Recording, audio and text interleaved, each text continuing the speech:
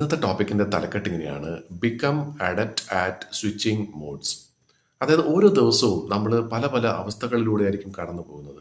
ആ അവസ്ഥയിലൂടെ കടന്നു പോകുമ്പോൾ നമ്മുടെ മാനസികമായിട്ടുള്ള അവസ്ഥ നമുക്ക് അതനുസരിച്ച് മാറ്റിയെടുക്കാനായിട്ട് പലപ്പോഴും സാധിക്കുന്നില്ല. ഒരു ഉദാഹരണം പറഞ്ഞാൽ, നമ്മൾ ജോലി സ്ഥലത്ത് നിന്ന് വീട്ടിലേക്ക് തിരിച്ചു വരുമ്പോൾ പലപ്പോഴും ജോലി സ്ഥലത്തുണ്ടായിരുന്ന പല പ്രശ്നങ്ങളായിരിക്കും നമ്മുടെ മനസ്സിലുണ്ടാവുക. അതേപോലെ നമ്മൾ വീട്ടിൽ നിന്നും ജോലി സ്ഥലത്തേക്ക് പോകുമ്പോഴോ അല്ലെങ്കിൽ ഏതെങ്കിലും ഒരു ആളുടെ വീട്ടിലേക്ക് പോകുമ്പോഴോ എവിടെയാണെങ്കിൽ പോലും യാത്ര ചെയ്ത് പോവുകയോ, ഇനി അതല്ല നമ്മൾ ഒരു സ്ഥലത്ത് തന്നെ ഇരിക്കുകയാണെങ്കിൽ പോലും നമുക്ക് സംഭവിക്കുന്ന ആ ഒരു അവസ്ഥയിലേക്ക് മനസ്സിനെ എത്തിക്കാനായിട്ട് പലപ്പോഴും നമുക്ക് സാധിക്കാറില്ല. പണ്ട് അല്ലെങ്കിൽ നേരത്തെ സംഭവിച്ച എന്തെങ്കിലും കാര്യത്തെക്കുറിച്ച് നമ്മൾ ചിന്തിച്ചായിരിക്കും സമയം കളയുന്നത്. അപ്പോൾ ആ ഒരു അവസ്ഥയിലേക്ക് പെട്ടെന്ന് മാറാനായിട്ട്, സ്വിച്ച് ചെയ്യാനായിട്ട് സാധിക്കണം എന്നാണ് പറയുന്നത്. അതിന് ഒരു നല്ലൊരു ഉദാഹരണം അദ്ദേഹം പറയുന്ന ഇതാണ്: സെൻ ബുദ്ധിസത്തിന്റെ ദേവാലയങ്ങളിൽ ആ ഒരു മെയിൻ ഒരു ഹാളുണ്ട്. ആ ഹാളിലേക്ക് എത്താനായിട്ട് 3 പ്രധാനപ്പെട്ട കവാടങ്ങൾ കടന്നാണ് എത്തേണ്ടത്. ഈ കവാടങ്ങളെ ജപ്പാൻ ഭാഷയിൽ തോറി എന്നാണ് പറയുന്നത്. അപ്പോൾ ഓരോ കവാടം നമ്മൾ കടക്കുമ്പോഴത്തേക്കും അതിന് മുമ്പുണ്ടായിരുന്ന അവസ്ഥയിൽ നിന്ന് മാറി ആ ഒരു ഭക്തി സാന്ദ്രതയിലേക്ക് നമ്മൾ എത്തുക, മനസ്സിനെ എത്തിക്കുക എന്നുള്ളതാണ് പ്രധാനപ്പെട്ട ഉദ്ദേശം. അപ്പോൾ എന്ന് പറഞ്ഞ പോലെ നമ്മളിപ്പം ഒരു ദിവസം വീട്ടിൽ നിന്നും ജോലി സ്ഥലത്തേക്ക് പോകുമ്പോൾ വീട്ടിലെ പല പല കാര്യങ്ങൾ നമ്മുടെ മനസ്സിലുണ്ടാകും.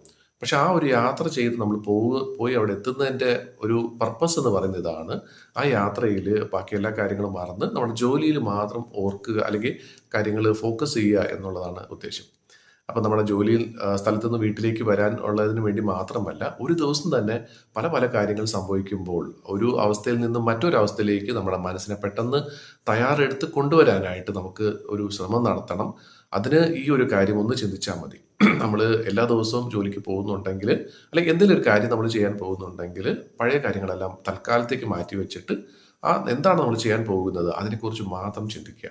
അപ്പോൾ ആ ചെയ്യുന്ന കാര്യത്തിൽ നമുക്ക് നല്ല രീതിയിൽ ഫോക്കസ് ചെയ്യാനും പറ്റും. അതിനെ നമുക്ക് നല്ല രീതിയിൽ എന്താ പറയുന്നത്, അതിൽ നമുക്ക് വിജയിക്കാനായിട്ടും സാധിക്കും എന്നുള്ളതാണ് സത്യം. അപ്പോൾ ഈ രീതിയിൽ ഓരോ ദിവസവും പല വട്ടമായിട്ട് നമുക്ക് നമ്മുടെ ഈ മോഡ് നമുക്ക് സ്വിച്ച് ചെയ്യേണ്ടതായിട്ട് വരും. അത് തീർച്ചയായിട്ടും നമുക്ക് ഒഴിച്ചുവിടാൻ പറ്റാത്തൊരു കാര്യമാണ്. അതിൽ നമ്മൾ കഴിവ് നേടുക എന്നുള്ളത് അല്ലാതെ വേറെ നിവൃത്തിയില്ല.